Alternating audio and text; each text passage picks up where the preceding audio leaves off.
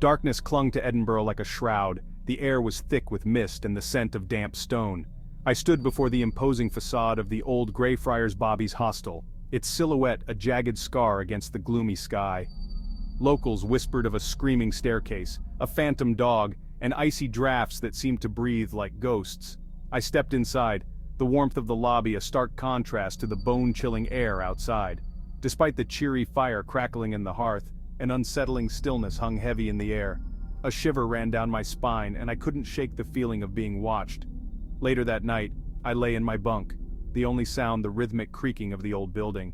Suddenly, a blood-curdling scream pierced the night, coming from the stairwell just outside my room. My heart hammered in my chest as the screams echoed through the empty halls, each one more chilling than the last. Haunted hostels and hospitals share a common thread, a past steeped in suffering. These places have borne witness to unimaginable pain, fear, and despair. Hospitals in particular are often seen as portals to the other side.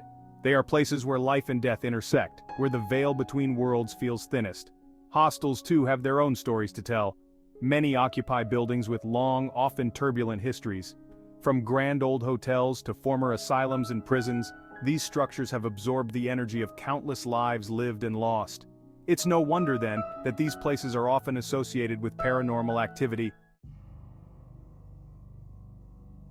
Imagine a sponge soaking up water.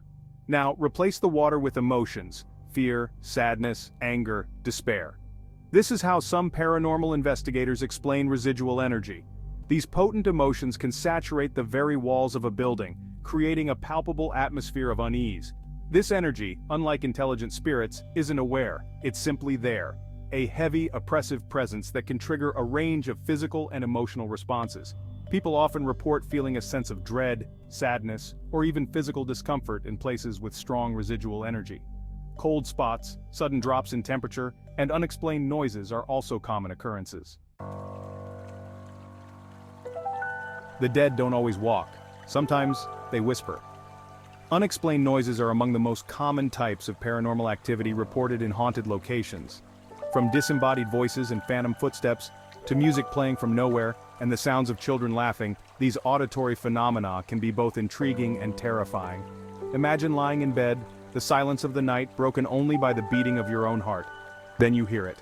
A soft whisper, just at the edge of your hearing. You turn, but there's no one there. Or perhaps you're walking down a deserted hallway when you hear footsteps behind you. You quicken your pace, but the footsteps keep pace with you. You turn, your heart pounding in your chest, but there's no one there. These auditory phenomena can have a chilling effect, reminding us that we may not be alone. Section 5. The Unseen Guest. Encounters with shadowy apparitions. While whispers and cold spots can be unsettling, nothing sends shivers down your spine quite like a full-blown ghostly apparition. These visual manifestations of the paranormal range from fleeting shadows darting at the edge of your vision to full-bodied figures that seem as real as you or me. Picture this: you're exploring the darkened corridors of an old hospital, your flashlight beam cutting through the gloom. Suddenly you catch a glimpse of movement out of the corner of your eye. You swing the beam around, your heart racing, and there, for a fleeting moment, you see her.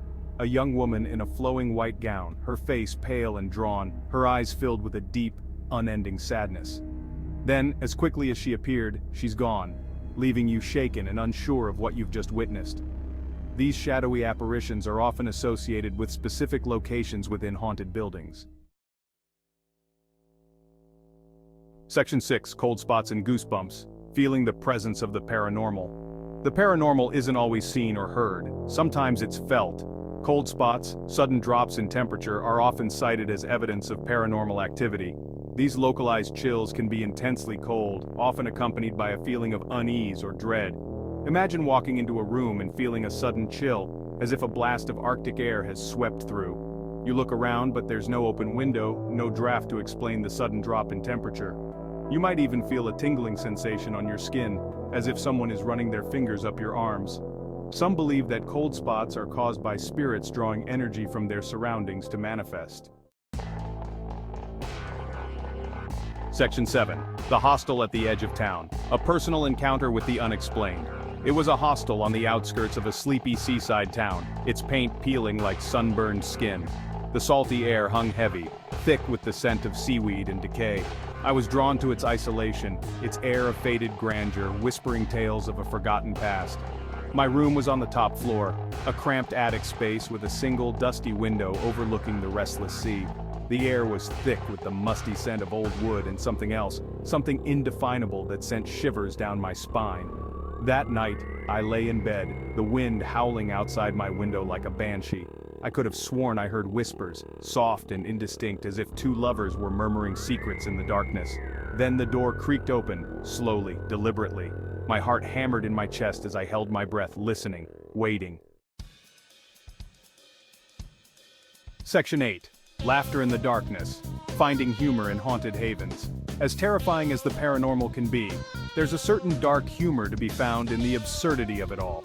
Perhaps it's a coping mechanism, a way to diffuse the fear and tension that inevitably arises when confronted with the unknown. I've heard stories of mischievous spirits playing pranks on guests, hiding keys, moving objects, and even changing the channels on the TV. One particularly amusing anecdote involved a ghost who apparently had a fondness for rearranging furniture in the middle of the night. Imagine waking up in a strange room, disoriented and groggy, only to find that your bedside table is now on the other side of the room. It's enough to make you laugh or cry, or maybe a little bit of both. These lighthearted encounters remind us that the paranormal isn't always about fear and dread. Section 9. The intersection of belief and experience. Navigating the paranormal world. Belief in the paranormal is a deeply personal thing. Some people are firm believers, their convictions rooted in personal experiences or a deep-seated spirituality. Others are skeptical, dismissing paranormal phenomena as tricks of the mind, misinterpretations of natural occurrences, or simply good old-fashioned storytelling. Then there are those who fall somewhere in between, open to the possibility but hesitant to fully embrace it without concrete evidence. I count myself among this latter group. Navigating the world of the paranormal requires a delicate balance of open-mindedness and skepticism. It demands that we question everything, including our own perceptions. Section 10. Respecting the spirit's ethical considerations in haunted spaces. If these haunted havens are indeed home to spirits, then it's important to remember that we are visitors in their domain. Just as we would treat any other living being with respect, so too should we approach the spirits of the dead with courtesy and consideration. This means no provoking, no taunting, and no disrespecting the space. It's not about being afraid, but about being respectful. Imagine for a moment that you are a spirit, tethered to this earthly plane by unfinished business or a traumatic past. How would you feel if a group of strangers came barging into your home, shouting, making demands, and generally disrespecting your space? The same goes for the spirits that are said to haunt these places. Section 11. The mystery remains, an invitation to explore the unknown. The world of the paranormal is, by its very nature, shrouded in mystery. We may never fully understand what happens to us after we die, or whether the spirits of the dead truly walk among us. But that's part of what makes it so fascinating. It's a reminder that there are still mysteries to be solved, wonders to be discovered. So, the next time you find yourself in a darkened hallway, a cold chill running down your spine, take a moment to listen. You might just hear the whispers of the past, beckoning you to explore the unknown.